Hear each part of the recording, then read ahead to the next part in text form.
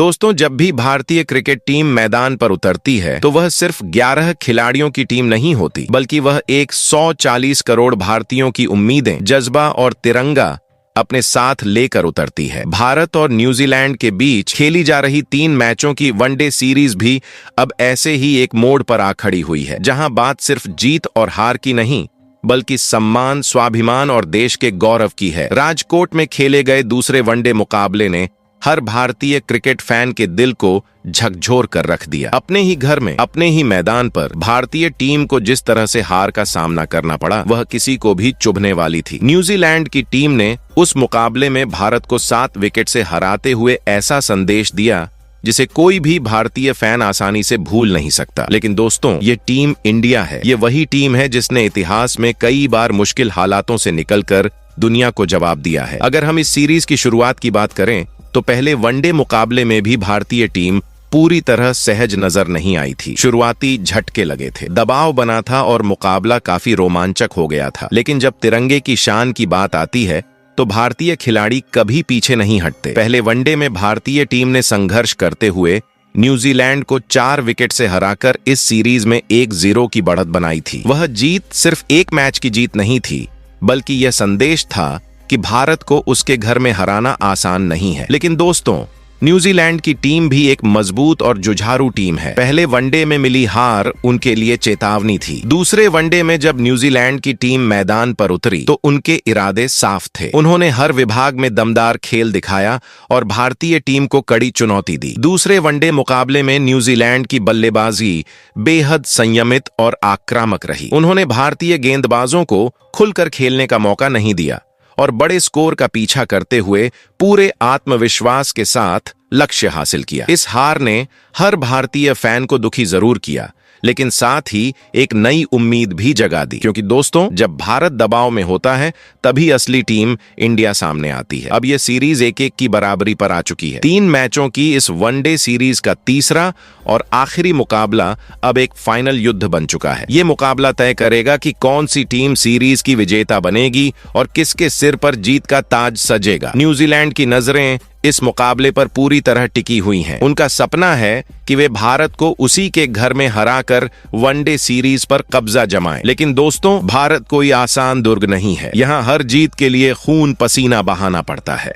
दूसरी ओर team India इस मुकाबले को सिर्फ जीतने के लिए नहीं बल्कि अपने स्वाभिमान और सम्मान की रक्षा के लिए खेलेगी। दूसरे वनडे में मिली हार ने खिलाड़ियों के अंदर आग भर दी है। हर खिलाड़ी जानता है कि यह मुकाबला सिर्फ एक मैच नहीं बल्कि देश के करोड़ों फैंस की भावनाओं से जुड़ा हुआ है। इसी भावना को ध्यान में रखते हुए भारतीय टीम मैनेजमेंट ने तीसरे वनडे मुकाबले के लिए पूरी तैयारी कर ली है और कप्तान शुभमन गिल ने दूसरे वनडे मुकाबले में मिले हार के बाद गुस्से में आकर न्यूजीलैंड की टीम को तीसरे वनडे में कुचलने के लिए अपनी सबसे घातक प्लेइंग 11 को घोषित कर दिया है। कुछ अहम बदलाव किए गए हैं ताकि टीम इंडिया पूरी ताकत के साथ इस फाइनल मुकाबले में उतरे। कुछ ऐसे चेहरे जो पिछले दोनों मुकाबलों में उम्मीदों पर खरे नहीं उतर पाए, उन्हें इस निर्णायक मुकाबले से बाहर रखा गया है। यह फैसला किसी के खिलाफ नहीं बल्कि टीम की मजबूती और जीत के लक्ष्य को ध्यान में रखकर लिया गया है। उनकी जगह टीम में नए जोश, नई ऊर्जा और नया जज्बा लेकर आने वाले खिलाड़ियों को मौका दिया गया है। ये खिलाड़ी मैदान पर उतरते ही हर गेंद, हर रन और हर विकेट के लिए लड़ने का मादा रखते हैं। इनके आने से टीम इंडिया की बल्लेबाजी में गहराई और गेंदबाजी में धार साफ नजर आने लगी है। इसके अलावा दोस्तों, इस फाइनल मुकाबले में 2 ऐसे योद्धाओं की भी वापसी होने जा रही है जिनका इंतजार भारतीय फैंस लंबे समय से कर रहे थे। चोट से उबर कर लौटे ये खिलाड़ी टीम इंडिया के लिए किसी ताकतवर हथियार से कम नहीं है। इनकी मौजूदगी से ड्रेसिंग रूम का माहौल भी जोश और आत्मविश्वास से भर गया है। अब भारतीय टीम की प्लेइंग 11 पहले से कहीं ज्यादा मजबूत, संतुलित और खतरनाक नजर आ रही है। बल्लेबाजी में लंबी लाइन, गेंदबाजी में विविधता और फील्डिंग में जान डाल देने वाला जोश, यह टीम किसी भी विरोधी को दबाव में लाने की क्षमता रखती है। न्यूजीलैंड की टीम भी इस बदली हुई भारतीय टीम को हल्के में लेने की गलती नहीं करेगी। उन्हें भी पता है कि अगर भारत ने लय पकड़ ली तो मैच एक तरफा भी हो सकता है। यही वजह है कि न्यूजीलैंड के खेमे में भी इस मुकाबले को लेकर तनाव और सतर्कता दोनों साफ देखी जा रही है। दोस्तों, इस मुकाबले की अहमियत इसलिए भी ज्यादा है क्योंकि आईसीसी वनडे रैंकिंग में भारत इस समय नंबर 1 की कुर्सी पर बैठा हुआ है, जबकि न्यूजीलैंड नंबर 2 पर है। यह मुकाबला तय करेगा कि वनडे क्रिकेट का असली बादशाह कौन रहेगा। अगर भारत यह मुकाबला जीतता है तो वह न सिर्फ सीरीज जीतेगा बल्कि अपनी नंबर 1 रैंकिंग को भी मजबूती से थामे रखेगा। वहीं अगर न्यूजीलैंड जीतता है तो वह भारत को सीधी चुनौती देगा और रैंकिंग की लड़ाई और भी रोमांचक हो जाएगी। इसी वजह से दोस्तों, तीसरे वनडे मुकाबले में दोनों ही टीमें अपना पूरा दमखम झोंकती हुई नजर आएंगी। मैदान पर हर खिलाड़ी देश के लिए खेलेगा, हर रन देश के लिए बनेगा और हर विकेट देश के नाम होगा। जिस तरह पहले 2 मुकाबले रोमांच से भरपूर रहे, ठीक उसी तरह तीसरा और आखिरी वनडे मुकाबला भी क्रिकेट इतिहास का एक यादगार अध्याय बनने वाला है। तो दोस्तों, आज के इस वीडियो में हम आपको पूरी और सटीक जानकारी देने वाले हैं भारत और न्यूजीलैंड के बीच खेली जा रही 3 मैचों की वनडे सीरीज के तीसरे और आखिरी वनडे मुकाबले को लेकर। इस वीडियो में आप जानेंगे कि यह निर्णायक मुकाबला आखिर कब खेला जाएगा, इसका पूरा शेड्यूल क्या है, यह मैच किस वेन्यू पर आयोजित होगा और आप इस मुकाबले को घर बैठे कब और कहां लाइव देख सकते हैं। इसके साथ साथ हम आपको इस मुकाबले के लाइव टेलीकास्ट और लाइव स्ट्रीमिंग से जुड़ी पूरी जानकारी भी देंगे, ताकि आप किसी भी तरह की कंफ्यूजन के बिना सही प्लेटफॉर्म पर इस रोमांचक मुकाबले का आनंद उठा सकें। दोस्तों, सिर्फ इतना ही नहीं, इस वीडियो में हम भारत और न्यूजीलैंड के बीच अब तक खेले गए वनडे मुकाबलों के हेड टू हेड आंकड़ों पर भी विस्तार से चर्चा करेंगे, जिससे आपको यह समझने में आसानी होगी कि इतिहास में किस टीम का पलड़ा भारी रहा है और किन मौकों पर कौन सी टीम बाजी मारती हुई नजर आई है। इसके बाद हम बात करेंगे तीसरे वनडे मुकाबले की पिच रिपोर्ट की, क्योंकि किसी भी मैच में पिच की भूमिका बेहद अहम होती है। हम आपको विस्तार से बताएंगे कि इस मुकाबले में पिच का मिजाज कैसा रहने वाला है, क्या यह पिच बल्लेबाजों के लिए मददगार साबित होगी या फिर गेंदबाज इस पिच पर अपना जलवा दिखाते हुए मैच पर कब्जा जमा सकते हैं, ताकि मैच शुरू होने से पहले ही आपको यह अंदाजा हो जाए कि इस निर्णायक मुकाबले में किसका दबदबा देखने को मिल सकता है। इसके अलावा दोस्तों, इस वीडियो में हम यह भी चर्चा करेंगे कि कप्तान शुभमन गिल किस तरह की बदली हुई और मजबूत प्लेइंग 11 के साथ तीसरे वनडे मुकाबले में मैदान पर उतरने वाले हैं, ताकि न्यूजीलैंड की टीम को कड़ी टक्कर दी जा सके और इस सीरीज पर कब्जा जमाया जा सके। साथ ही कुछ ऐसी जरूरी बातें भी हम आपके साथ साझा करेंगे जिन्हें जानना इस मुकाबले के शुरू होने से पहले हर क्रिकेट फैन के लिए बेहद जरूरी है।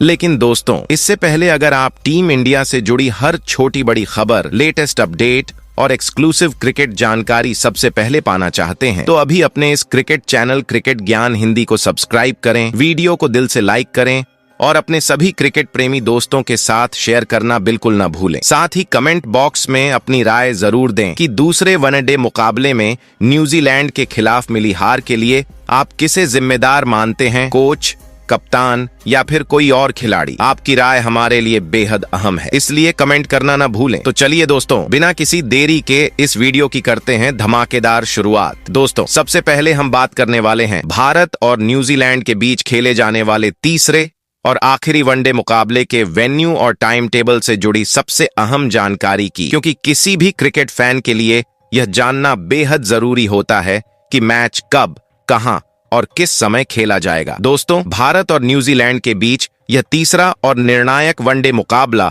इंदौर के ऐतिहासिक होलकर क्रिकेट स्टेडियम में खेला जाएगा। यह मुकाबला रविवार को खेला जाएगा और भारतीय समय के अनुसार दोपहर 1:30 बजे से शुरू होगा। आपको बता दें कि यह रोमांचक मुकाबला 18 जनवरी को खेला जाएगा, जिसे लेकर क्रिकेट फैंस के बीच जबरदस्त उत्साह देखने को मिल रहा है। दोस्तों, अगर बात करें इस मुकाबले के लाइव टेलीकास्ट की, तो आप भारत और न्यूजीलैंड के इस तीसरे वनडे मुकाबले का सीधा प्रसारण स्टार स्पोर्ट्स नेटवर्क के चैनलों पर देख सकते हैं, जहां हिंदी और अंग्रेजी दोनों भाषाओं में कमेंट्री उपलब्ध रहेगी। वहीं अगर आप मोबाइल या स्मार्ट टीवी पर इस मुकाबले को लाइव देखना चाहते हैं, तो मुकाबले की लाइव स्ट्रीमिंग जियो हॉटस्टार ऐप पर उपलब्ध रहेगी, जहां आप कहीं भी और कभी भी इस हाई वोल्टेज मुकाबले का आनंद उठा सकते हैं। तो चलिए दोस्तों, अब जरा इतिहास के पन्ने पलट लेते हैं और जान लेते हैं कि भारत और न्यूजीलैंड के बीच अब तक खेले गए वनडे मुकाबलों में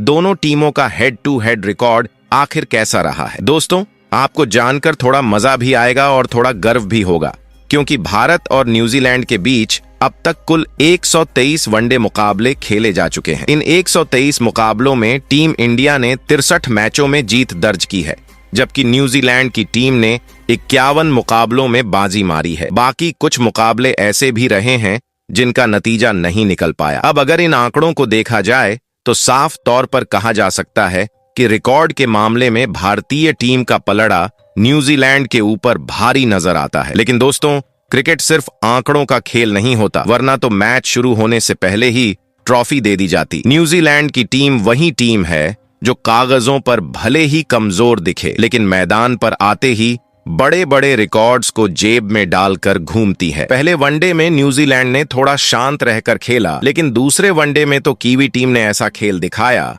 कि भारतीय गेंदबाज भी सोच में पड़ गए कि आखिर प्लान क्या था। बल्लेबाजी हो या गेंदबाजी, न्यूजीलैंड की टीम हर जगह पूरे होमवर्क के साथ मैदान पर उतरी। इसलिए दोस्तों, भले ही head to head record Bharat के पक्ष में हो, लेकिन तीसरे वनडे मुकाबले में सिर्फ रिकॉर्ड देखकर खुश होना टीम इंडिया के लिए भारी पड़ सकता है। यही वजह है कि यह तीसरा वनडे मुकाबला सिर्फ एक मैच नहीं, बल्कि रिकॉर्ड बनाम रियलिटी की टक्कर होने वाला है। अब देखना दिलचस्प होगा कि क्या टीम इंडिया अपने शानदार इतिहास को आगे बढ़ाती है या फिर न्यूजीलैंड एक बार फिर भारत को चौंकाने का काम करता है। दोस्तों, अब बात करते हैं उस सबसे अहम फैक्टर की जो इस तीसरे और निर्णायक वनडे मुकाबले का रुख पूरी तरह बदल सकता है, और वो है इस मैच की पिच। इंदौर के होलकर क्रिकेट स्टेडियम की पिच को अगर एक शब्द में समझना हो तो कहा जा सकता है कि यह पिच खिलाड़ियों की असली परीक्षा लेती है। यह मैदान सिर्फ बड़े शॉट्स लगाने के लिए नहीं जाना जाता, बल्कि यहाँ वही टीम जीतती है जो हालात को जल्दी पढ़ लेती है। इस पिच की खास बात यह है कि मैच की शुरुआत और मैच का अंत दोनों का मिजाज बिल्कुल अलग अलग रहता है। शुरुआती ओवरों में यह पिच बल्लेबाजों को आंखें दिखाती है। नई गेंद के साथ हल्की उछाल और तेजी देखने को मिलती है, जिससे जो बल्लेबाज बिना सोचे समझे बड़े शॉट खेलने जाता है उसके लिए खतरा पैदा हो सकता है। वहीं जो बल्लेबाज धैर्य के साथ क्रीज पर टिकता है उसके लिए यही पिच बाद में सोने की खान साबित होती है। जैसे जैसे मैच आगे बढ़ता है, पिच खुलकर सामने आती है और स्ट्रोक प्ले आसान होता चला जाता है। मिडिल ओवर्स में इस पिच पर स्पिनरों की भूमिका बेहद दिलचस्प हो जाती है। यहाँ टर्न बहुत ज्यादा नहीं मिलता, लेकिन गेंद रुककर आती है, जिससे टाइमिंग बिगड़ सकती है। जो बल्लेबाज चालाकी से खेलता है वही रन बना पाता है। वहीं तेज गेंदबाजों के लिए डेथ ओवर्स में यह पिच फिर से मददगार हो जाती है, क्योंकि पुरानी गेंद रिवर्स होने लगती है और बल्लेबाजों को बाउंड्री मारने के लिए मेहनत करनी पड़ती है। कुल मिलाकर यह पिच किसी एक विभाग की दोस्त नहीं है। यहाँ वही टीम बाजी मारती है जो हालात के हिसाब से खुद को ढाल लेती है। ऐसे में तीसरे वनडे में यह पिच तय करेगी कि मैच एक तरफा होगा या आखिरी ओवर तक सांस रोकने वाला रोमांच देखने को मिलेगा। तो चलिए दोस्तों, अब जान लेते हैं कि टीम इंडिया के कप्तान शुभमन गिल तीसरे वनडे मुकाबले में न्यूजीलैंड को हार का स्वाद चखाने के लिए किस बदली हुई और नई प्लेइंग 11 के साथ मैदान पर उतरने वाले हैं। इस मुकाबले में भारतीय टीम कुछ अहम बदलावों के साथ नजर आएगी, जिससे टीम की ताकत और संतुलन पहले से कहीं ज्यादा मजबूत दिखाई देगा। तो दोस्तों, अगर भारतीय टीम की प्लेइंग 11 की शुरुआत की जाए तो नंबर 1 की जिम्मेदारी एक बार फिर कप्तान शुभमन गिल के कंधों पर रहने वाली है। तीसरे वनडे मुकाबले में भी टीम इंडिया की पारी की शुरुआत वही करेंगे और उनसे एक सॉलिड स्टार्ट की पूरी उम्मीद होगी। मौजूदा समय में शुभमन गिल भारतीय टीम के सबसे भरोसेमंद बल्लेबाजों में शुमार हो चुके हैं और इस वनडे सीरीज में उनका प्रदर्शन खुद इसकी गवाही देता है। कप्तानी की जिम्मेदारी संभालने के बावजूद गिल ने अपने बल्लेबाजी के स्तर में किसी भी तरह की गिरावट नहीं आने दी है, बल्कि हर मैच में और ज्यादा परिपक्व नजर आए हैं। इस सीरीज के पहले मुकाबले में शुभमन गिल ने शानदार नियंत्रण के साथ बल्लेबाजी करते हुए 56 रनों की अहम पारी खेली थी, जिससे टीम इंडिया को मजबूत शुरुआत मिली। वहीं दूसरे वनडे में भी उन्होंने उसी लय को बरकरार रखा और एक बार फिर 56 रनों की जिम्मेदार पारी खेलकर यह दिखा दिया कि उनका बल्ला लगातार रन उगल रहा है। लगातार 2 मुकाबलों में अर्धशतक जमाकर गिल ने साफ संकेत दे दिए हैं कि वह इस समय जबरदस्त फॉर्म में हैं और न्यूजीलैंड के गेंदबाजों के लिए सबसे बड़ी चुनौती बने हुए हैं। शुभमन गिल की बल्लेबाजी की खास बात यह है कि वह परिस्थितियों को बहुत जल्दी समझ लेते हैं। जब टीम को संभालने की जरूरत होती है तो वह बिना जोखिम लिए खेलते हैं और जैसे ही मौका मिलता है रन गति बढ़ाने में बिल्कुल भी देर नहीं लगाते। अगर उनके करियर के आंकड़ों पर नजर डालें तो उन्होंने अब तक 60 वनडे मुकाबले खेले हैं, जिनमें करीब 2926 रन बना चुके हैं। इस दौरान उनके नाम 8 शतक और 17 अर्धशतक दर्ज हैं, जो उनके निरंतर प्रदर्शन को दर्शाते हैं। तो दोस्तों, भारतीय टीम की प्लेइंग 11 में नंबर 2 पोजीशन पर खेलने वाले हैं अपने नाम की तरह ही हिट करने वाले खिलाड़ी रोहित शर्मा। और इसमें कोई हैरानी की बात नहीं है, क्योंकि जैसे ही रोहित पावर प्ले में स्ट्राइक पकड़ते हैं, गेंदबाजों के माथे पर पसीने की बूंदें लुढ़कने लगती हैं और चौके छक्कों की बारिश शुरू हो जाती है। शुरुआती ओवरों में तेज और आक्रामक शुरुआत दिलाना रोहित की सबसे बड़ी ताकत रही है। यही वजह है कि वह लंबे समय से टीम इंडिया के भरोसेमंद ओपनर बने हुए हैं। इस मौजूदा वनडे सीरीज में रोहित शर्मा ने पहले मैच में 26 रन और दूसरे मैच में 24 रन बनाए, जिससे टीम को अच्छी शुरुआत जरूर मिली, लेकिन स्टार्ट को बड़े स्कोर में बदलना अभी बाकी है। अगर उनके करियर के आंकड़ों पर नजर डालें तो रोहित शर्मा अब तक 281 वनडे मुकाबले खेल चुके हैं और इन मैचों में उनके बल्ले से 11,565 रन निकल चुके हैं। इसके अलावा उनके नाम 33 शतक और 61 अर्धशतक भी दर्ज हैं, जो उनकी निरंतरता और क्लास को बयां करते हैं। तीसरे वनडे में अगर हिटमैन क्रीज पर टिक गए तो न्यूजीलैंड के गेंदबाजों की नींद उड़ जाएगी और टीम इंडिया को धमाकेदार और विस्फोटक शुरुआत मिलने की पूरी संभावना है। और हाँ दोस्तों, रोहित जब खेलते हैं तो गेंदबाजों की चाय भी ठंडी रह जाती है। वहीं दोस्तों, भारतीय टीम की प्लेइंग 11 में नंबर 3 की पोजीशन इस बार कुछ अलग नजर आने वाली है, क्योंकि कप्तान शुभमन गिल और कोच ने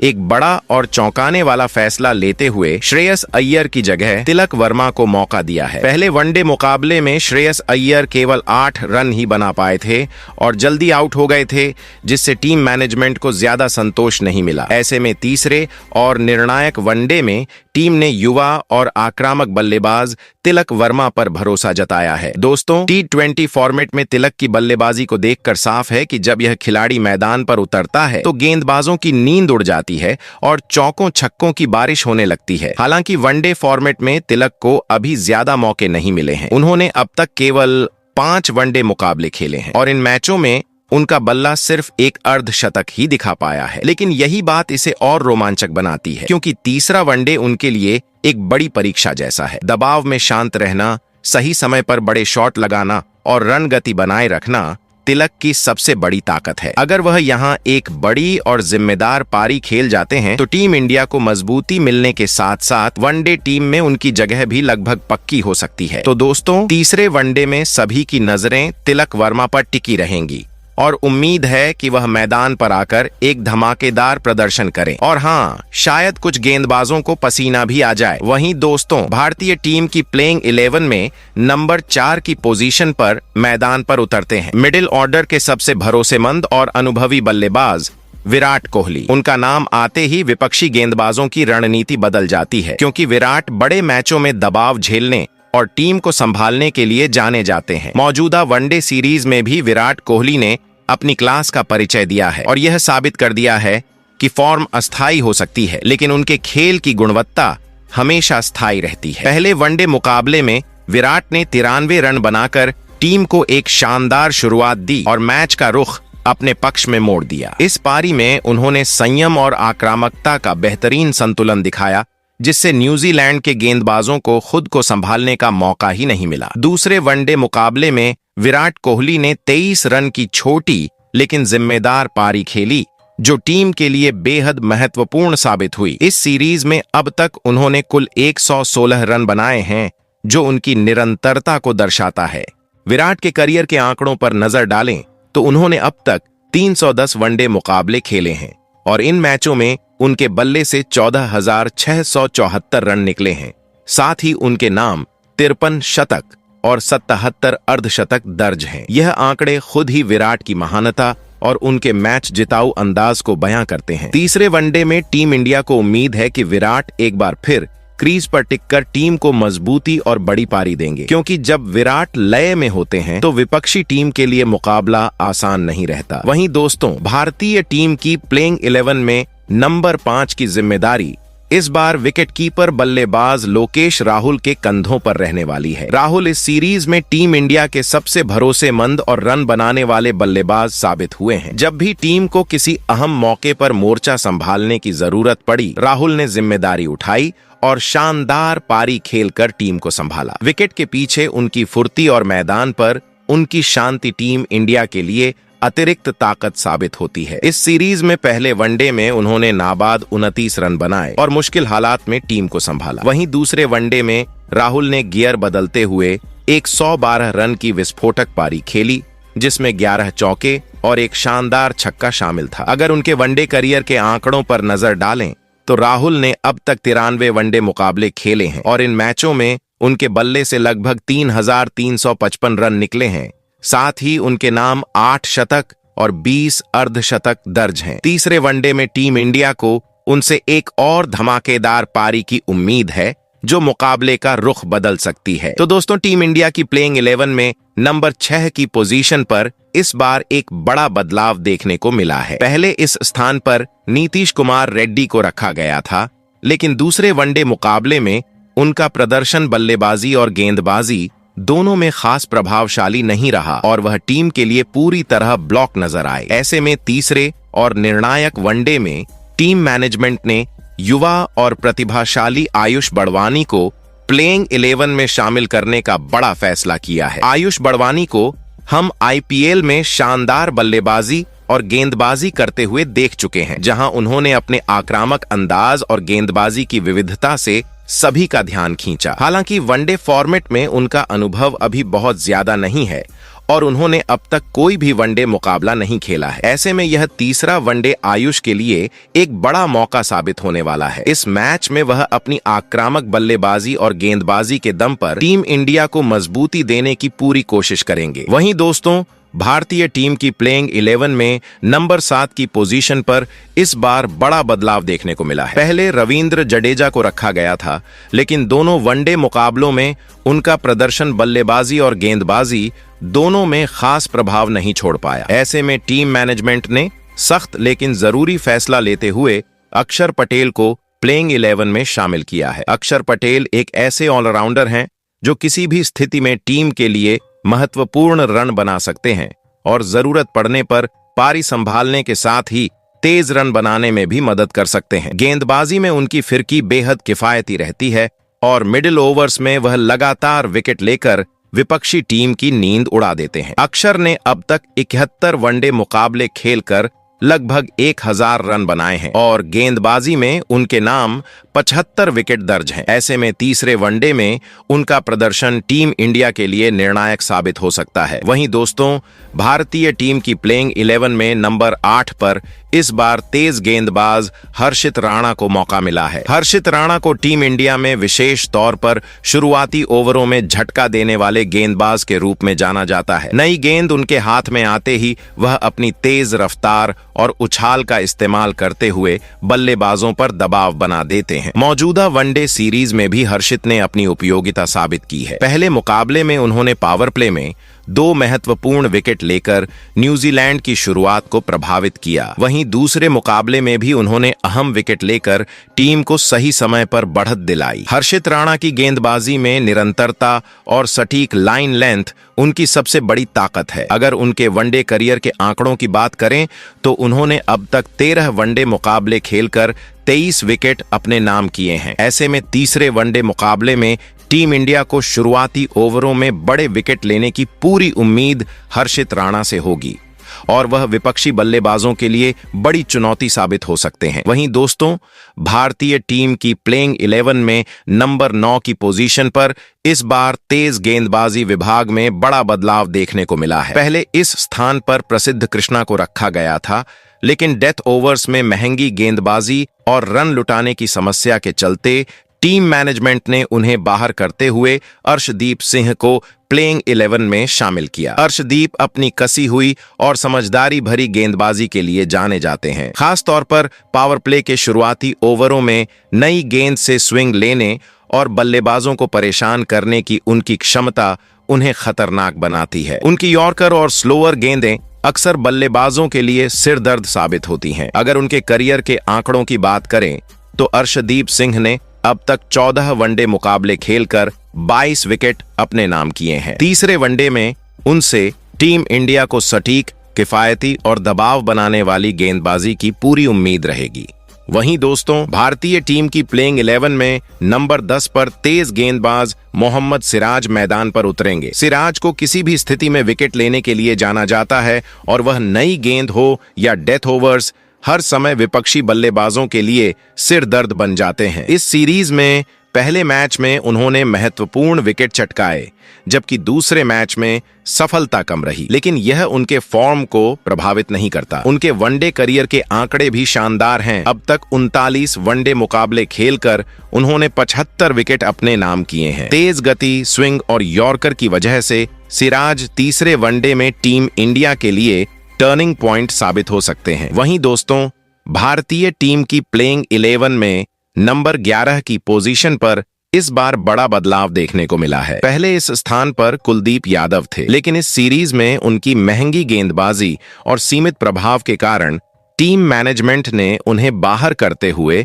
वरुण चक्रवर्ती को मौका दिया। वरुण चक्रवर्ती एक कुशल लेग स्पिनर हैं, जिन्हें कसी हुई लाइन और लेंथ के साथ बल्लेबाजों को परेशान करने में महारत हासिल है। उन्होंने अब तक केवल 4 वनडे मुकाबले खेले हैं और इन मैचों में उन्होंने 10 महत्वपूर्ण विकेट अपने नाम किए हैं। उनकी गेंदबाजी में नियंत्रण और स्ट्राइक क्षमता इतनी अच्छी है कि मिडिल ओवर्स में विपक्षी टीम का बैकफुट लगातार कमजोर होता है। तीसरे वनडे मुकाबले में उनकी स्पिन से टीम इंडिया को विकेट लेने और स्कोर काबू में रखने में अहम मदद मिलने की पूरी उम्मीद है। तो दोस्तों, तीसरे वनडे में टीम इंडिया की प्लेइंग 11 ऐसी दिखेगी, आप कमेंट में बताइए। इसमें और कौन खिलाड़ी होना चाहिए था? अपनी राय जरूर कमेंट बॉक्स में साझा करें।